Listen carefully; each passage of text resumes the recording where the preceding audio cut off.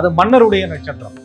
உங்களுக்கு தெரியும் ராஜராஜ சோழனுடைய நட்சத்திரம் அப்படின்னு நிறைய ஆழ்வார்களும் நாயன்மார்களும் போற்றுதலுக்குரிய நட்சத்திரம், பிறப்பு எடுத்த நட்சத்திரம். எல்லா உயிர்களையும் சமமாக நடத்துவார்கள் அப்படின்னு சொல்லப்பட்டிருக்கு. கோபம் என்று வந்தால் சொல் என்று வரும், கடமை என்று வந்தால் ஒரு கை பார்த்து விடுவார்.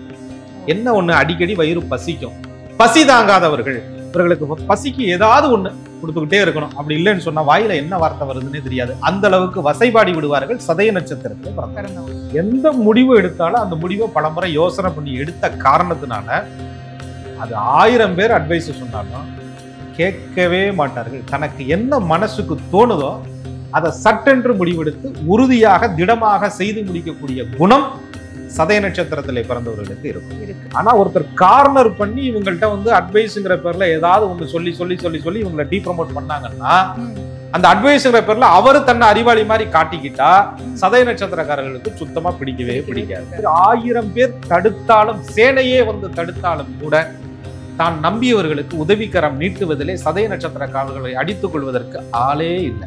எப்படிப்பட்ட பஞ்சாயத்தையும் தீர்க்கக்கூடிய சாதுரியமான புத்தி, தான் மேல பஞ்சாயத்து வந்தாலும் தான் மேல பழி வந்தாலும் அதை ஃபேஸ் பண்ணக்கூடிய தைரியம், துணிச்சல், தன்னம்பிக்கை. சதய நட்சத்திரத்தில் பிறந்தவர்களையும் சுபகாரியங்களுக்கு பயன்படுத்தி கொள்ளலாம். இந்த நட்சத்திரத்தில் பிறந்தவர்கள் ஒரு சுபகாரிய நிகழ்வுல நின்னாலே அந்த நிகழ்வு வெற்றி என்பது உறுதி.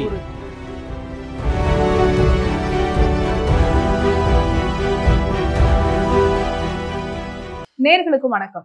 நட்சத்திர சீரீஸ்ல இந்த எபிசோட்ல சதய நட்சத்திரத்துல பிறந்தவங்களுடைய குணாதிசயங்கள், அதே மாதிரி அவங்களுடைய வாழ்க்கையில எந்தெந்த விஷயங்கள் செஞ்சா அவங்க வாழ்க்கையில வெற்றி பெறலாம், இதைதான் பார்க்க போறோம். நம்முடன் இணைந்திருக்கக்கூடிய விருந்தினர் புலிப்பாணி சித்தர் வழி ஜோதிடர் திரு கோகுலக்கண்ணன் அவர்கள். அவர் நிகழ்ச்சிக்கு வரவேற்றலாம். சார் வணக்கம். வணக்கம். குரு வாழ்க, குருவே துணை. இந்த சதய நட்சத்திரத்துல பிறந்தவங்க இவங்க வந்து எப்படிப்பட்டவர்கள் சார்? சதய நட்சத்திரம் பொதுவா வந்து கும்பராசி, அதுல முழுமையாக 4 பாதங்களும், காலச்சக்கரத்திற்கு 11வது இடம் என்று சொல்லக்கூடிய லாப ராசி, ஸ்திர ராசி அப்படின்னு சொல்லக்கூடிய கும்பத்திலே இருக்கக்கூடிய நட்சத்திரம் சதய நட்சத்திரம். இந்த நட்சத்திரத்திற்கு ராகு பகவானுடைய நட்சத்திரம்னு பேர். திருவாதிரை, சுவாதி, சதயம் ராகு பகவானுடைய 3வது ஒரு நட்சத்திரமாக 4 பாதங்களும் இங்க இருக்கு. அதனால சும்மாவே ராகு பகவான் அப்படின்னாலே எல்லா விஷயத்திலையுமே ரொம்ப ஒரு துருதுருப்பு, ரொம்ப சுறுசுறுப்பு, ரொம்ப வேகம், எதையும் கத்துக்கிறது, எந்த சூழ்நிலையிலும் வாழ தெரிந்தவர்கள் அப்படின்னு பேரு. ராகு நல்ல நிலையில் இருந்து தசாபலன்களை நடத்துபவர்கள் எல்லாம் சின்ன வயசுலேயே பெரிய புகழோடு இருப்பதற்கெல்லாம் இந்த சதயத்தில் பிறந்தவர்களுக்கு ஒரு பெரிய குடுப்பனையாக அந்த ராகுவினுடைய அம்சம் அவர்களுக்கு இருக்கு. சனி பகவானுடைய வீட்டிலேயே போய் இருக்கிற நட்பு வீடு அப்படின்னு பேர். சனி பகவான், ராகு ஏறக்குறைய குணங்கள் ஒத்து போகக்கூடிய கிரகங்கள், நட்பு கிரகம் அப்படின்னு பேர். அதுல இந்த சனி பகவானுடைய ஆதிக்கமும் இவர்களுக்கு இருந்து ராகுவினுடைய ஆதிக்கமும் இருப்பது டபுள் பெனிஃபிட் அப்படின்னு சொல்றாங்க. சும்மாவே நம்ம ஆளுங்க 100 அடிப்பாங்க. சொந்த வீடு, சொந்த கிரவுண்ட் மாதிரி அந்த வீடு இவர்களுக்கு சொந்தமாக மாறிவிடும். அப்ப அந்த இடத்துல ராகுவினுடைய முழு ஆதிக்கமும் இவர்களுக்கு கிடைத்துவிடும்.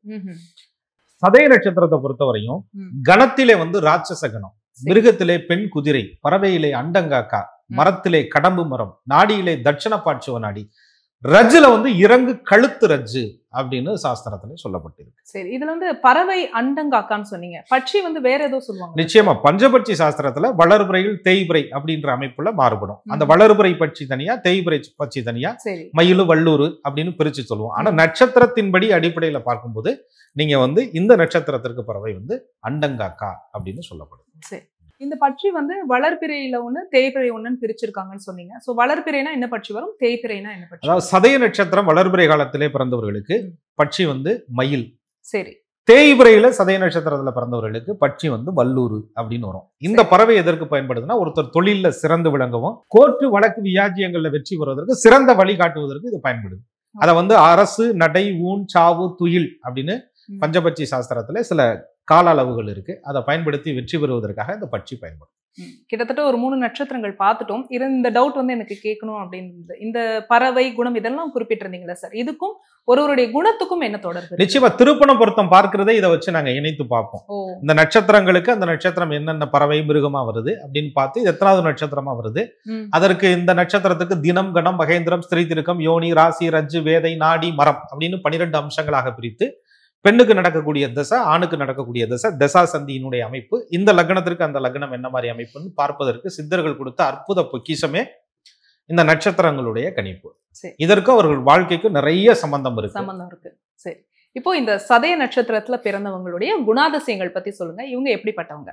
சதய நட்சத்திரத்தில் பிறந்தவர்களுடைய குணாதிசயங்களை பத்தி பார்க்கும்போது சாதக அலங்காரம் தன்னுடைய நூலிலே என்ன சொல்லப்பட்டிருக்கு ஐயா சொல்லியிருக்காங்க அப்படின்னா, உத்தமராம், பண்பாளன், கொடையாளி, வேதியர்கள் மீதும் ஓதுவார்கள் மீதும் பேரன்பு கொண்டவர்கள், பசுக்கள் மீது பெருங்காதல் கொண்டவர்கள், பசுவதை செய்வதை விரும்பாதவர்கள் அப்படின்னு சொல்லப்பட்டிருக்கு. எல்லா உயிர்களையும் சமமாக நடத்துவர்கள் அப்படின்னு சொல்லப்பட்டிருக்கு. அதே போல கோபம் என்று வந்தால் சொல் என்று வரும், கடமை என்று வந்தால் ஒரு கை பார்த்து விடுவார்கள். என்ன ஒண்ணு, அடிக்கடி வயிறு பசிக்கும், பசி தாங்காதவர்கள்.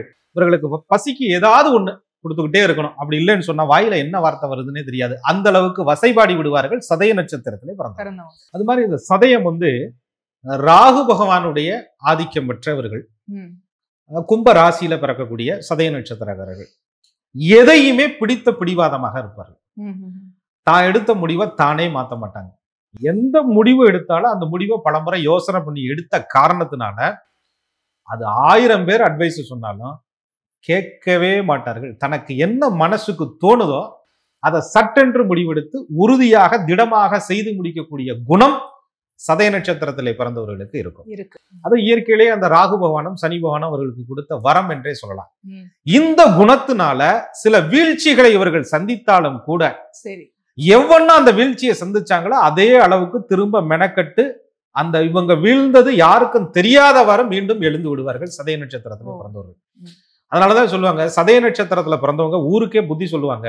ஆனா தனக்கு புத்தி சொல்றதுக்கு ஆள் இல்லாம கஷ்டப்படுவாங்களேன்னா, தனக்கு ஒருத்தர் புத்தி சொல்ற அளவுக்கு தன்னுடைய பிரச்சனையை இன்னொரு இடத்துல காட்ட மாட்டார்கள். ஏன்னா இவர்களுக்கு தேவையில்லாத அட்வைஸ் பண்றது, ஆலோசனை பண்றது, நம்ம பெரிய நீங்க இப்படி இருங்க அப்படி இருங்கன்னு அப்படி சொல்றது, இதெல்லாம் சதய நட்சத்திரத்திற்கு பிடிக்க. அதே நேரத்துல நல்ல விஷயங்களை கேட்டு கிரகித்துக்குருவாங்க, படிச்சுக்குருவாங்க, தெரிஞ்சுக்குருவாங்க.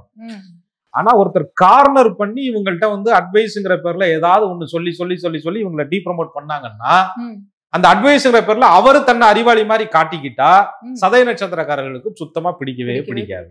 அப்படின்றது இவர்களுடைய ஒரு குண இயல்புல ஒரு முக்கியமான அம்சமாக இருக்கு.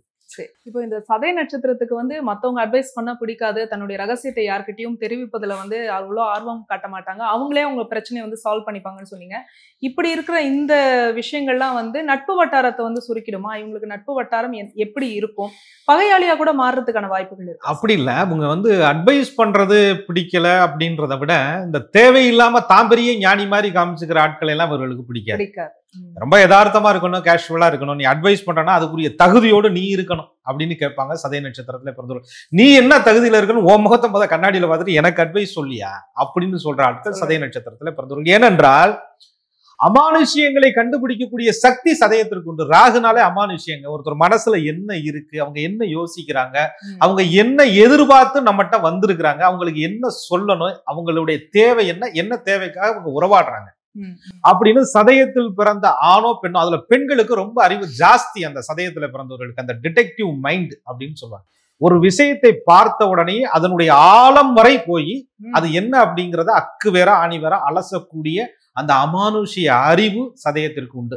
சில நேரம் நான் நிறைய சதய நட்சத்திரக்காரர்களை படைக்கும் சார், ஒரு 10 நாளைக்கு முன்னாடி நான் அப்படி ஒரு கனவு கண்டேன், அது நடந்துரும்னு நினைச்சேன், அதே மாதிரியே நடந்துச்சு. இல்லது இந்த ரூட் இப்படித்தான் போகுது, தலைவர் ரொம்ப ஓவர் ஆடுறாரு, இது எங்கேயோ போய் முட்டி நிக்க போகுதுன்னு எனக்கு தெரியும், தெரிஞ்சேதான் நான் உட்கார்ந்து இருந்தேன், முட்டிட்டு வரட்டுன்னு தான் இருந்தேன், நம்ம சொல்றதை கேட்க மாட்டாங்க அப்படின்னு ஒரு விஷயம் நடக்க போவதை முன்னவே யூகிக்கக்கூடிய திறனும் சதயத்திட்டே இருப்பதா. அதே போல யாருக்காகவும் உதவணும் அப்படின்ற எண்ணம் இவர்கள் முன்னவே ஃபில்டர் பண்றதுனால இவங்களுக்கு உதவலாம் அப்படின்னு முடிவு எடுத்ததுக்கு அப்புறம் ஒருத்தரை இவங்க உதவணும்னு முடிவு பண்ணிட்டா, எப்படி 1000 பேர் இவர்களுக்கு புத்தி சொன்னாலும் தன் புத்திக்கு செயல்படுவார்களோ அதே மாதிரி 1000 பேர் தடுத்தாலும், சேனையே தடுத்தாலும் கூட தான் நம்பியவர்களுக்கு உதவிக்கரம் நீட்டுவதிலே சதய நட்சத்திரக்காரர்களை அடித்துக் கொள்வதற்கு ஆளே இல்லை. அந்த அளவுக்கு உதவிக்கரமும் நீட்டி அந்த பிரச்சனையை சுமந்து அதை சாதித்தும் காட்டக்கூடிய, அதனாலதான் சதயம். 100க்கு 100ங்க சதம். சதாபிஷேகம் சொல்றோம் பாருங்க. சரி, அப்ப இது ஒரு மன்னருடைய நட்சத்திரம்னு சொல்றாங்க. ராஜராஜ சோழனுடைய சதய விழா எடுக்கக்கூடிய ராஜராஜ சோழனுடைய நட்சத்திரம். இப்போ சதயம்னா சதம் 100க்கு 100 இவங்க எல்லாத்துலயுமே வெற்றியாளர்களா இருப்பாங்க. நிச்சயமா. அதாவது சும்மாவே நம்ம ஆளுக சதயத்துல பிறந்ததே சதாபிஷேகம் சொல்ற மாதிரி அது மன்னருடைய நட்சத்திரம். உங்களுக்கு தெரியும், ராஜராஜ சோழனுடைய நட்சத்திரம் அப்படின்னு நிறைய ஆழ்வார்களும் நாயன்மார்களும் போற்றுதலுக்குரிய நட்சத்திரம் பிறப்பு எடுத்த நட்சத்திரம். நாயன்மார்களுடைய ஆழ்வார்களுடைய அந்த ஒரு முக்தி நட்சத்திரம் சதய நட்சத்திரம் அப்படின்னு சொல்லப்பட்டிருக்கு. அப்படி சதய நட்சத்திரத்துல பிறந்தவர்கள் எந்த ஒரு விஷயத்தையும் கண்டுபிடிக்கக்கூடிய ஆற்றல் இருக்கிற அப்படின்ற அந்த காரணம் இருக்கிறதுனால இவங்க ஒரு விஷயத்தை மறைக்க வேண்டும் என்று முடிவெடுத்து மறைத்தால் இவர்களை தவிர இவர்கள் வாயிலிருந்து அந்த வார்த்தை வெளியும் வரும் வரை யாராலும் கண்டுபிடிக்கவே முடியாது. அதே போல இவர்களிடத்துல நீங்க எந்த விஷயத்தை மறைச்சிங்க அப்படின்னாலும் அதுல அந்த விஷயத்தை கரெக்டா கண்டுபிடிச்சு நீங்க அந்த மாட்டின விஷயத்துல இருந்து தப்பவே முடியாது. அவ்வளவு பெரிய விஷயங்களை இவர்கள் கிரகித்து வைத்து நிறைய சதய நட்சத்திரத்துல பிறந்தவங்க வீட்டுக்குள்ள செய்யற தப்புகளை கனகச்சிதமா மாட்டிக்கிறது சதய நட்சத்திரத்தில் பிறந்தவர்களிடத்திலே மாட்டிக்கிறது. இவங்க மாட்டிக்கிறது இல்ல, இவங்கள்ட்ட அடுத்தவங்க பண்ற தப்பு ஈஸியா கண்ணுக்கு தெரிஞ்சு போயிடும். அதை கிரகிக்கக்கூடிய ஒரு திறமையெல்லாம் சதயத்திற்கு உண்டு. அந்த மன்னர் மனநிலை எப்பயுமே இருக்கும். அந்த மன்னர் மனநிலைன்னா பந்தா கிடையாது. அதாவது எப்படி இருக்கும் அப்படின்னு கேட்டீங்கன்னா ஒரு ஆலோசனை சொல்லணும், கொடுக்கிற இடத்துல இருக்கணும், கெடுக்கிற இடத்துல இருக்கக்கூடாது, அரைமணித்து செல்லணும், எல்லோருட்டையும் பிரியமானவர்களாக இருக்கணும், மதுர வார்த்தைகளை பேசணும், ஒரு இனிமையாளரா இருக்கணும் அப்படின்ற எண்ணமெல்லாம் சதயத்திற்கு இறைவன் கொடுத்த ஒரு வரம். சரி சரி சார், சதய நட்சத்திரத்துல பிறந்தவங்களுடைய குணங்களை பத்தி சொன்னீங்க. இப்போ இவங்க வாழ்க்கையில எந்தெந்த விஷயங்கள் பண்ணா இவங்க வெற்றியை காணலாம்? அதாவது இவங்கள்ட்ட எப்பயுமே ஒரு தனி தகுதி அப்படின்னு சொன்னா எந்த ஒரு சூழ்நிலையும் அதோட அடாப்ட் ஆகிக்கிறது. சரி. ஏன்னா இவர்களுக்கு நிறைய வேற்று மொழி, வேற்று மத, வேற்று இன, வேற்று ஊரு, இந்த நட்புகள் பழக்க வழக்கங்கள்லாம் நிறைய அவர்களுக்கு இருக்கும். அதனால எந்த ஊரு தண்ணியா இருந்தாலும் வா பார்க்கலாங்கிற மாதிரி நம்ம எப்படிப்பட்ட பிரச்சனையா இருந்தாலும் ஒரு கை வா பார்க்கலாங்கிற என்ற மனநிலை எந்த ஊர்ல விட்டாலும் மேப்பே இல்லாம ஊருக்கு சேரக்கூடிய தனித்திறமை, எப்படிப்பட்ட பஞ்சாயத்தையும் தீர்க்கக்கூடிய சாதுரியமான புத்தி, தாம் மேல பஞ்சாயத்து வந்தாலும் தாம் மேல பழி வந்தாலும் அதை ஃபேஸ் பண்ணக்கூடிய தைரியம், துணிச்சல், தன்னம்பிக்கை இது எல்லாமே இவர்களுக்கு இருப்பதனால இந்த தனித்தகுதியே இவர்களுடைய மூலதனமாக வாழ்க்கை முழுவதும் தசாபுத்திகள் கொண்டுட்டு இவர்களை சேர்க்கும். அந்த தசாபுத்தியின் அடிப்படையில இவர்கள் வாழ்க்கையினுடைய நகர்வுகள் வருடம் மாதம் கணக்கிலே நகர்ந்து பிறப்பு முதல் ஜனனம் முதல் ஆயுள் உள்ளவரை அந்த தசாபுத்திகள் இவர்களுடைய லக்னத்தை பொறுத்து இவர்களுக்கு அமைந்து வாழ்க்கையை நிர்ணயிக்கும். சரி சார், பொதுவாக இந்த சதய நட்சத்திரம் ராகுவோட நட்சத்திரம் அப்படின்னு சொல்றீங்க. ஆனா இந்த ராகு காலத்துல பெரும்பாலும் நம்ம நிறைய விஷயத்த தவிர்த்துருவோம். இந்த சதய நட்சத்திரத்துல நம்ம எந்த விஷயத்தையுமே செய்யக்கூடாது. அதெல்லாம் கிடையாது. யார் சொன்னா? நம்ம பஞ்சாங்கத்துல அழகா சொல்லப்பட்டிருக்கு. இது மேல்நோக்கு நாளில் வரக்கூடிய நட்சத்திரம். ஒரு மனிதனுடைய வளர்ச்சி வெற்றிக்கு மூலதனமாக அமையக்கூடிய ஒரு அற்புதமான நட்சத்திரம் சதய நட்சத்திரம். இதுல பூ முடிக்கலாம், பெயர் வைக்கலாம், குழந்தையை தொட்டிலிடலாம், யாத்திரைகள் செல்லலாம், பூமி வாங்கலாம். பாருங்க எவ்வளவு அற்புதமான விஷயங்கள் எல்லாம் இந்த சதய நட்சத்திரத்துல சொல்லப்பட்டிருக்கு. சதய நட்சத்திரத்தை தவிர்த்து நீங்கள் சுபகாரியங்கள் அசுபகாரியங்கள் அப்படின்ற ஒரு நிகழ்வுல சுபகாரியங்களுக்கு அழகாக பயன்படுத்தக்கூடிய ஒரு நட்சத்திரம். சதய நட்சத்திரத்தில் பிறந்தவர்களையும் சுபகாரியங்களுக்கு பயன்படுத்தி கொள்ளலாம். இந்த நட்சத்திரத்தில் பிறந்தவர்கள் ஒரு சுபகாரிய நிகழ்வுல நின்னாலே அந்த நிகழ்வு வெற்றி என்பது உறுதி அப்படின்னு சொல்லக்கூடிய ஒரு அற்புதமான நட்சத்திரம் சதய நட்சத்திரம். அப்ப இந்த சதய நட்சத்திரத்திற்கு அடைப்பு நட்சத்திரம் அப்படிங்கிற அமைப்புகளுக்குள்ளேயும் இது வந்துருது. அதாவது தனிஷ்டா பஞ்சமி அப்படின்னு சொல்லுவாங்க. இது ஒருத்தருடைய இறந்தால் தோஷம் உள்ள நட்சத்திர அமைப்புகள்ல 6 மாத காலத்திற்கு அடைப்பு தோஷம் உள்ள நட்சத்திரமாக சதயமும் வந்துவிடும்.